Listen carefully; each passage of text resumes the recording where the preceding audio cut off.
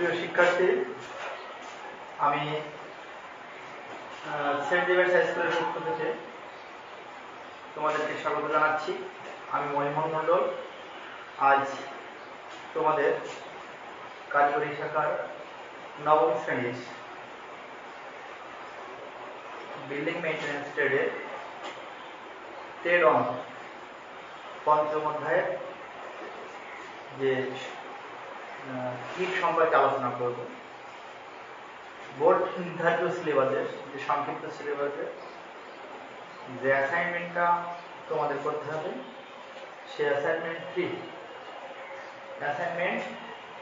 3 অর্থাৎ তৃতীয় সপ্তাহে যে অ্যাসাইনমেন্টটা তোমাদের জমা দিতে হবে, সেই অ্যাসাইনমেন্টের যে ক্লাসটা আছে বা যে অ্যাসাইনমেন্টটা করতে হবে সেটা হচ্ছে ইটের বিষয়। এখন আজ আমি তোমাদের ইট নিয়ে, আগেও আমি ক্লাসে তোমাদের এই ইট অনলাইন ক্লাসেও একটা নিয়েছি, আজও তোমাদের সুবিধার্থে আবারও এই ক্লাস নিয়ে আমি তোমাদেরকে নির্দিষ্ট সিলেবাস অনুসারে ইট নিয়ে আলোচনা করব।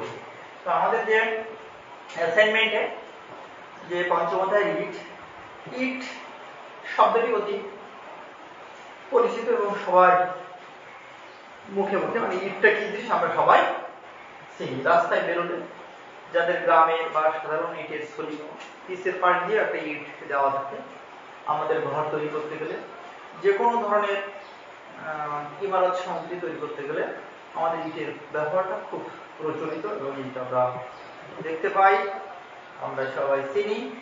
এই ইটটাকে আমরা এখন এই ইটটা কি জিনিস, তাহলে আমাদের এই অধ্যায় পঞ্চম আছে ইট। এই ইট হচ্ছে একটা আয়তাকার মাটির তৈরি আয়তাকার একটি ঘন বস্তু। এটা কিসের তৈরি? ইটটা একটা মাটির তৈরি। কি মাটির তৈরি? ইট কাদা মাটি দিয়ে তৈরি এক প্রকার নির্মাণ উপাদান, যা শুকনো অবস্থায়, অর্থাৎ শুকনো অবস্থায় অর্থাৎ শুকানোর পরে যে পোড়ালে এটা পাথরের ন্যায় কাজ করে। ইটটাকে শুকনো অবস্থায় বললাম, মানে যে ইটের কাদামাটি দিয়ে আয়তাকার তৈরি একটি ঘনবস্তুকে ইট বলে। যেহেতু আয়তাকার এই ঘনবস্তুটাকে আমরা, মানে ইটের মাটির বিভিন্ন উপাদান আছে, এই উপাদানগুলো একত্রিত করে ইট আমরা কর্তন করি, মানে অর্থাৎ এই ইটটাকে ফর্মায় ফেলে আমরা ইট কাটি, মানে ইট তৈরি করি। করার পরে ওটাকে আমরা রৌদ্রে শুকানোর পরে আয়তাকার ঘনবস্তুটাকে আবার নির্দিষ্ট পদ্ধতিতে নিয়ম অনুসারে আমরা এটাকে চুল্লিতে জ্বালাই, মানে তাপ দিয়ে পোড়ানোর পরে যে আয়তাকার কঠিন ঘনবস্তু তৈরি হয়, এটা পাথরের ন্যায় কাজ করে। তাহলে এটি পাথরের বিকল্প হিসেবে ব্যবহার করা হয়। প্রিয় শিক্ষার্থীরা, আমি কি বুঝাতে পেরেছি ইটটা কি জিনিস? এরপরে মাটির তৈরি কৃত্রিম, মানে এক কথায় মাটির তৈরি কৃত্রিম পাথর সদৃশ্য আয়তাকার ঘনবস্তুকে কি বুঝলাম? যে মাটির তৈরি কৃত্রিম পাথর সদৃশ্য আয়তাকার কঠিন ঘনবস্তুকে ইট বলে। তাহলে আমার ইটের সংজ্ঞাটা তোমাদেরকে সবাই জানতে হবে, ইটের সংজ্ঞাটা কি, এবং এটা সুন্দর করে তোমাদেরকে অ্যাসাইনমেন্টে নিজস্ব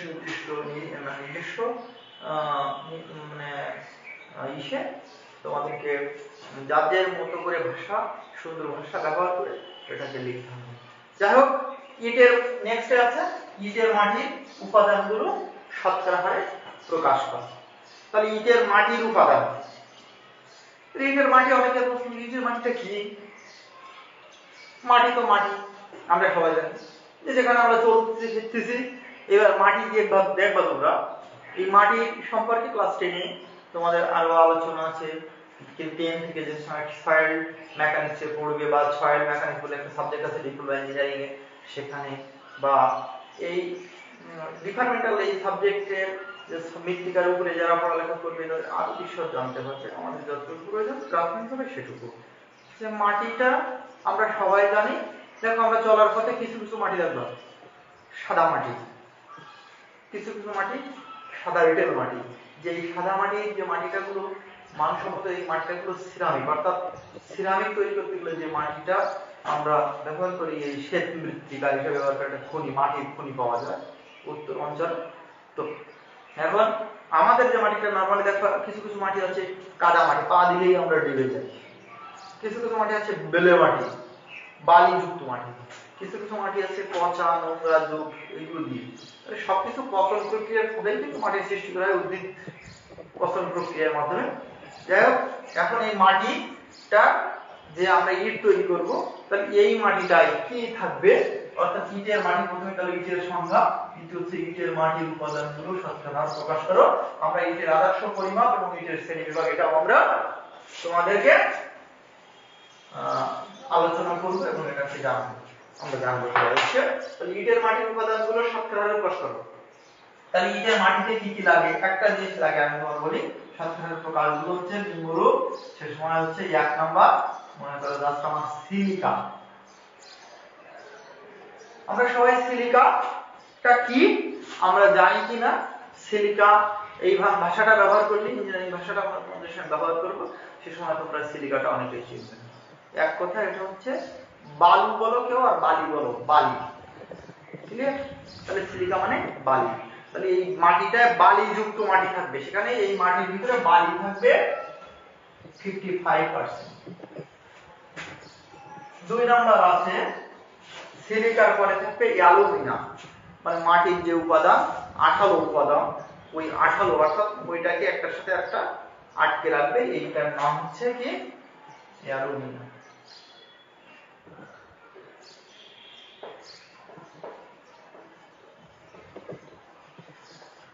অ্যালুমিনা হচ্ছে 30%, তো দুটো মিলে, একটা হচ্ছে সিলিকা, একটা অ্যালুমিনা। আরো 2-3টা উপাদান, সেটা হচ্ছে আয়রন অক্সাইড, ম্যাগনেসিয়াম, লাইম, জৈব পদার্থ। তাহলে 3 নাম্বার হচ্ছে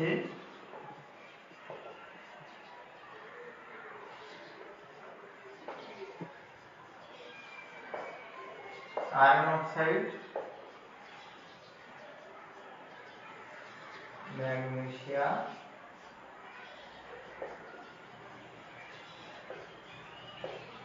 লাইম,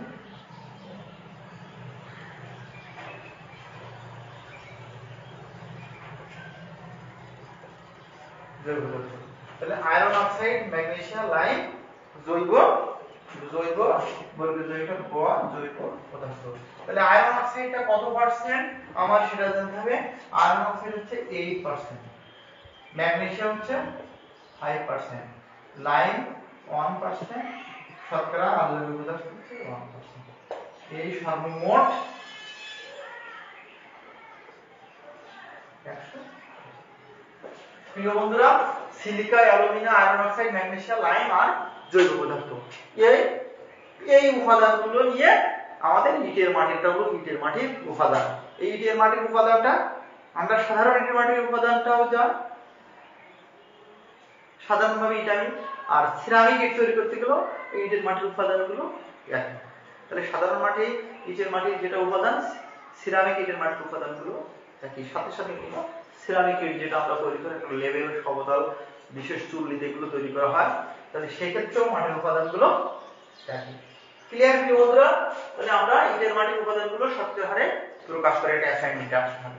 বোর্ড ফাইনাল পরীক্ষায় এই পরিপ্রশ্নগুলো সাধারণত থাকে বা খুব ইম্পর্টেন্ট এবং জানার প্রয়োজন তোমাদের। যেটা নেক্সট আছে, নেক্সট অংশটা আমরা লিখব ইটের মাটির উপাদানগুলো শতকরা হারে প্রকাশ করে যখন গেল ইটের আদর্শ। তাহলে এই ইটটা আমি কি দিয়ে তৈরি করা হয়, প্রথমে ইটটা কি দিয়ে তৈরি করা হয়, তাহলে ইটটা কেমন, এর সাইজটা কত। দেখো প্রিয় বন্ধুরা, এখানে আমি একটা ইট দেখছি, যেহেতু একটা ইটটা একেবারে ভালো মানের মানে হলেও এটা মানে অর্থাৎ যে নতুন একটা ইট, একটা পুরাতন ইট, স্কুলে এই পুরাতন ইটটা আমি তোমাদেরকে দেখলাম। এই ইটটা দেখো একটা দৈর্ঘ্য আছে, এটা হলো প্রস্থ, আর এইখান থেকে এই পর্যন্ত এটা হচ্ছে থিকনেস বা উচ্চতা। তাহলে এটা হচ্ছে এইখান থেকে এই পর্যন্ত যে দৈর্ঘ্য, এটা প্রস্থ, আর এটা থেকে এই পর্যন্ত এটা হচ্ছে উচ্চতা। তাহলে প্রত্যেকটা ইটের দৈর্ঘ্য আয়তাকার সদৃশ্য। আর এখানে দেখো ইটের বিবিআই, এইটার খোদাই করে এখানে ভিতরে এই ইটটা ধরার জন্য এভাবে ধরে রাখতে গেলে ইটের সুবিধা হয়। এই ইটটা বিবিআই, এটা কোম্পানির নাম বহন করে। এই ইটটা, এই সাধারণত এই ইটটা একটা ইটের সাথে আরেকটা ইটের যে সময় উপরে গাঁথনি দেওয়া হয় বা প্লাস্টার করা হয় তাহলে এখানে যে মশলাটা দেয় যদি সমান থাকে, এইভাবে যদি সমান থাকে তাহলে মশলা দিয়ে আরেকটা ইট গাঁথতে গেলে দ্রুত গতিতে একটা ইটের সাথে আরেকটা ইট ছুটে যেতে পারে। কিন্তু এখানে মশলা দিলে এই মশলা দিয়ে একটু উঁচু করে একটা ইট যে সময় গাঁথা হয় তাহলে এই ক্ষুদিত অংশটাকে এটা কি চাবির সৃষ্টি করে, চাবি। তাহলে মশলা দিয়ে যখন ইট দিয়ে আমরা ইটের দেওয়াল বা গাঁথনি গাঁথবো সে সময় এই অংশটাকে, এটা যে কোম্পানির নাম বহন করে এটাকে আমার চাবি হিসাবে কাজ করবে। প্রিয় বন্ধুরা, ইট সদৃশ্য একটা বস্তু, আমি তোমাদেরকে সদৃশ্য বস্তু না প্রকৃতপক্ষে একটা ইট আমি তোমাদেরকে দেখলাম, কিন্তু একটা প্রথম শ্রেণীর ইট তোমাদেরকে এখানে দেখানো সম্ভব হলো না, এই জন্য আমি দুঃখিত। যাই হোক, এই ইটটার দৈর্ঘ্য, প্রস্থ এবং উচ্চতা নিয়ে ইটের মাটির, যখন আমার প্রশ্ন হচ্ছে ইটের আদর্শ পরিমাপ, আমি মুছে ফেললাম এটা, এখন আসবে ইটের আদর্শ পরিমাপ।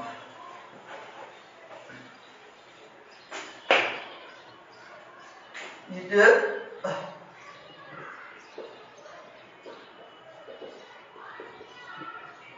আদর্শ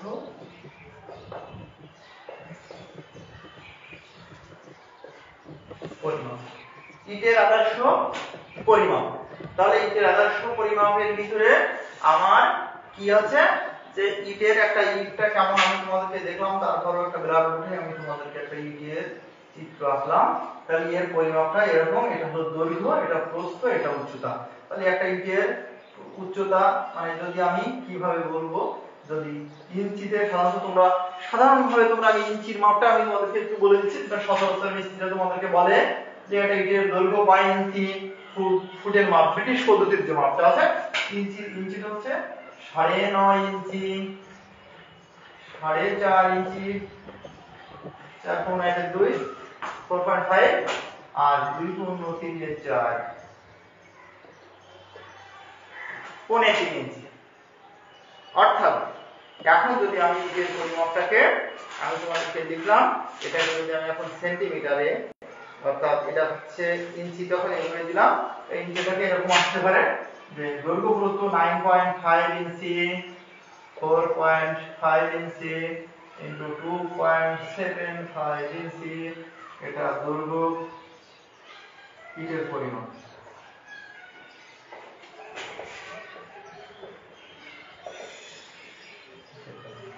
দৈর্ঘ্য, এটা প্রস্থ, এটা ইঞ্চির মাপ। সাধারণত তোমাদেরকে আমরা কিসের মাপ দিলাম, ইঞ্চির মাপ। এখন যদি তোমাদের এটা কি পদ্ধতি, এটা হচ্ছে এফপিএস পদ্ধতি। যদি কেউ বলে যে স্যার ইঞ্চির মাপ না, আমাদের সেন্টিমিটারের মাপটা কত সেটা একটু বলে দেন। প্রিয় শিক্ষার্থীরা, এখন আমাদের কিসের মাপ প্রয়োজন, সেন্টিমিটারের মাপ। তাহলে আমরা কত সেন্টিমিটার আমাদের আসতে পারে। তাহলে প্রিয় শিক্ষার্থীরা তোমরা দেখো 9.5 ইঞ্চি, তাহলে 9.5 মানে কত, আমরা জানি 2.54 সেন্টিমিটার সমান সমান 1 ইঞ্চি। কত ইঞ্চি, 2.54 সমান সমান 1 ইঞ্চি। 2.54 সমান সমান 1 ইঞ্চি গুণ কত, 9.5 আসবে। তাহলে কত আসতে পারে, 24.1213, 24.12 সেন্টিমিটার দেব বলি। তাহলে আমরা যদি সেন্টিমিটারে বলি সেখানে আসবে 24.13 ইনটু 4.5, যখন এখানে 11.7 ইনটু এখানে আসছে হচ্ছে 2 অর্থাৎ 7 সেন্টিমিটার।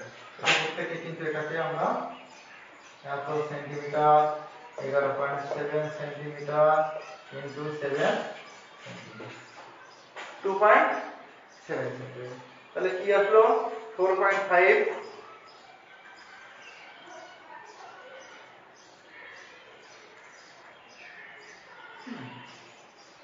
11.7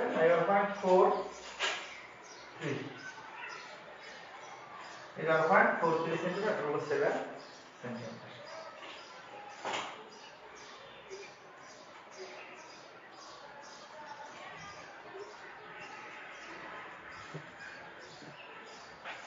প্রিয় শিক্ষার্থীরা, তাই এটা হচ্ছে এফপিএস পদ্ধতিতে, এটা হলো এম কে যদি আমি বলতে সেন্টিমিটার, এটা হচ্ছে এম কে এস পদ্ধতিতে, আর এটা হচ্ছে এস এমপিএস পদ্ধতিতে একটা ইটের পরিমাপ, এমকেএস পদ্ধতিতে আর হচ্ছে এপিএস পদ্ধতিতে একটা ইটের পরিমাপ। তাহলে আমরা একটা ইটের আদর্শ মাপ কিন্তু আমরা দেখতে পেলাম। কিন্তু এখানে বিষয় হচ্ছে যদি আমরা যখন ইটের গাঁথনিটা গাঁথবো সেখানে তোমাদেরকে প্রশ্ন তোমাদের বোর্ডের প্রশ্ন থাকবে, সেখানে আমরা ইটের একটা ওয়াল গাঁথা আছে, এই ওয়ালটার ভিতরে আমরা ইটের দৈর্ঘ্য প্রস্থ এবং প্রস্থতে আমরা সুষমায় কতটুকু দৈর্ঘ্য, যেহেতু ওখানে একটা মশলা অর্থাৎ সিমেন্ট বালির আর পানির মিশ্রণ দিয়ে একটা মর্টার, ওই মর্টারে দিয়ে ওখানে যখন ওটাকে জমাট বেঁধে রাখে বা একটা জয়েন্ট সৃষ্টি করে, তাহলে আমরা ওটাকে কত ধরবো বা ওই ইটের দৈর্ঘ্যটা কত ধরবো, সেক্ষেত্রে মশলা ছাড়া, এটা হলো মশলা ছাড়া আর এটা হলো মশলা সহ।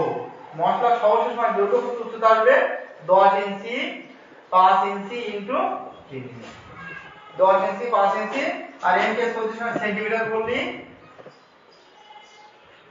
25.4 centimetre into 12.7 centimetre into 7.6 centimetre into 7.6 centimetre. তাহলে আমাদের এটা বেশি গেল, কত আসলো? এটা এমকেএস পদ্ধতি আর এটা হচ্ছে মশলা সহ এমকেএস পদ্ধতি, এমকেএস পদ্ধতি আমরা বলে দিলাম। তাহলে আমরা বুঝাতে পারছি কিনা যে আমরা একটা ইটের আদর্শ পরিমাপ। এখন আমাদের এই অ্যাসাইনমেন্টের আদর্শ পরিমাপ, এবার ইটের শ্রেণীবিভাগ। যেহেতু ইট সম্পর্কে আমাদের পূর্বের ক্লাসে আমি বলছি শুধু অ্যাসাইনমেন্ট সম্পর্কে, যেটা আবার আমি তোমাদেরকে রিপ্লে করলাম অ্যাসাইনমেন্টে তোমাদের কি করতে হবে।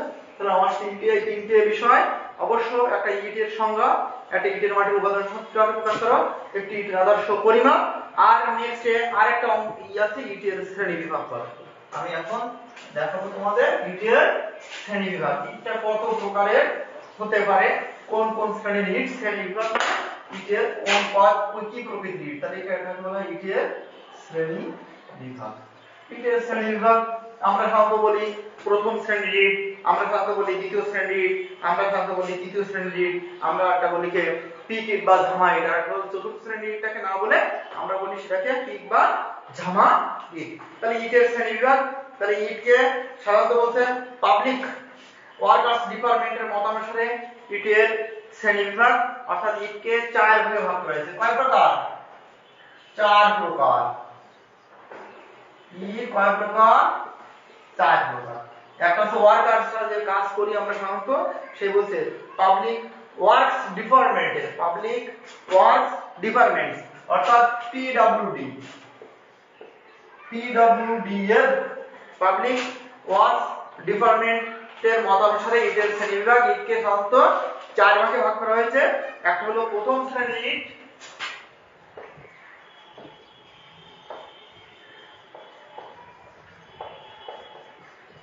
দুই নাম্বার দ্বিতীয় শ্রেণীর ইট,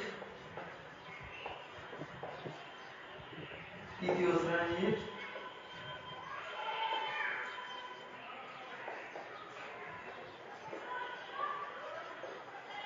পিট বা ঝামা। তাহলে কি বললাম? আরেকটা আছে পিট, পিট বা ঝামা ইট, ঝামা শ্রেণী, যেটা পুড়ে কালো হয়েছে, যেটা আমরা খোয়ার কাজে ব্যবহার করি। অর্থাৎ আমাদের যেখানে রাস্তার খোয়া, রাস্তায় ফেলে আমরা যে ইটের খোয়া দিয়ে রাস্তার কাজেও ব্যবহার করি, আমরা এই ইটের খোয়া ঢালাইয়ের কাজে, যে কোনো ধরনের ঢালাইয়ের ক্ষেত্রে, ছাদ ঢালাই, সিসি ঢালাই, আরসিসি ঢালাই, এগুলো ঢালাইয়ের ক্ষেত্রে আমরা ব্যবহার করি। তোমরা সচরাচর দেখেছো এইগুলোকে সাধারণত পিট বা ঝামা ইট। প্রিয় শিক্ষার্থীরা, আমরা কি মানে ইট কয় প্রকার? একটা প্রথম শ্রেণীর, দ্বিতীয় শ্রেণীর, তৃতীয় শ্রেণীর আর পিট বা ঝামা ইট। এই প্রথম শ্রেণীর ইটটা কেমন হবে? সেই প্রথম শ্রেণীর ইটের ধারণা হচ্ছে প্রথম শ্রেণীর ইটটা কেমন হতে হবে তার বিবরণ বা গুণাবলী। এই ইটটার এই প্রথম শ্রেণীর অবশ্যই ইট হতে গেলে এর কানাগুলো ধারালো থাকবে এবং এর সব জায়গায় সমতল সমান থাকবে, দেখতে সুন্দর এবং সমান আয়তাকার সদৃশ্য করা আয়তাকার থাকবে। ওর গায়ের যে রংটা আছে, তাম্রবর্ণের যে রংটা আছে, ওর গায়ের রংটা সব জায়গায় সাম্য থাকবে বা সমান থাকবে, একই লেভেলে তাম্রবর্ণে থাকবে। একটা ইটের সাথে আরেকটা ইটের এভাবে যে সময় আমি একটা ইটের সাথে দুটো ইট যদি এরকম হয়, তাই একটা ইটের সাথে আরেকটা ইট যদি আমি আঘাত করি তাহলে ধাতব শব্দ হবে। নখ দিয়ে যদি আমি এরকম আঁচড় করি তা ওই ইটের গায়ে নখের আঁচড় বসবে না। একটা ইটকে 24 ঘন্টা ভিজিয়ে রাখলে ওই ইটের ওজনটা ওই ইটের ওজনের 1/6 বেশি পানি সে শোষণ করবে না। এটা হচ্ছে প্রথম শ্রেণীর ইট বা একটা হাতুড়ি দিয়ে আঘাত করলে ইটটাকে আমার ধাতব শব্দ হবে। নিঃসন্দেহে আমরা 24 ঘন্টা পানিতে ভিজিয়ে রাখলে 15% বেশি বা 1/6 বেশি পানি শোষণ করবে না। এইগুলো হচ্ছে একটা ইটের, এবং একটা ইটের ওজন আমরা সাধারণত বলি একটা ইটের ওজন কত, একটা ইটের ওজন সাধারণত 3.7 পনি 4 কেজি ওজন, 3.75 বা 7 কেজি প্রচলিত ই অনুসারে আমাদের যে যারা এই পিডব্লিউডি যেটাকে বললাম পাবলিক ওয়ার্কার্স ডিপার্টমেন্টের মত অনুসারে এই ইটের ওজনটা, সাধারণ এই ইটের ওজনটা হচ্ছে আমি তোমাদেরকে বললাম। দেখো প্রিয় বন্ধুরা, প্রথম শ্রেণীর ইটটা অবশ্যই এরকম হতে হবে। এরপর যদি বলি আমার দ্বিতীয় শ্রেণীর ইটটা কেমন করে, এই দ্বিতীয় শ্রেণীর ইটটা প্রথম শ্রেণীর ইটেরই মতো, তবে ধার ও কিনারাগুলো সামান্য ধার এবং কিনারা, ইটের কিনারাগুলো সামান্য অসমান থাকে, যেমন এরকম অসমান থাকে, এই ইটগুলো সামান্য অসমান থাকে। অনেক সময় দেখা যাচ্ছে কি গায়ের রংটা সম্পূর্ণ সাম্যতা থাকে না, কোনো একটু কম আছে, কোনো একটু হালকা একটু বেশি আছে, এরকম সাম্যতা দেখা যায়, এবং পানি শোষণ করে প্রায়, এবং এর একটু পানি শোষণ ক্ষমতা বেশি থাকে, ওর 15% থাকলে এর 22%। প্রিয় শিক্ষার্থীরা, তোমাদের সাথে আমি অনলাইন ক্লাসে তোমাদের সকলকে ধন্যবাদ। তোমরা ভালো থাকো, সুস্থ থাকো, কর্মী বাসায় বসে সুস্থ থাকবে, এবং বাইরে অবশ্যই মাস্ক পরে বাইরে বের হবে, এবং সবাই ভালো থাকবে। আজকে তোমাদের কাছ থেকে এখন ধন্যবাদ, সকলকে ধন্যবাদ জানিয়ে নেক্সট ক্লাসে দেখা হবে।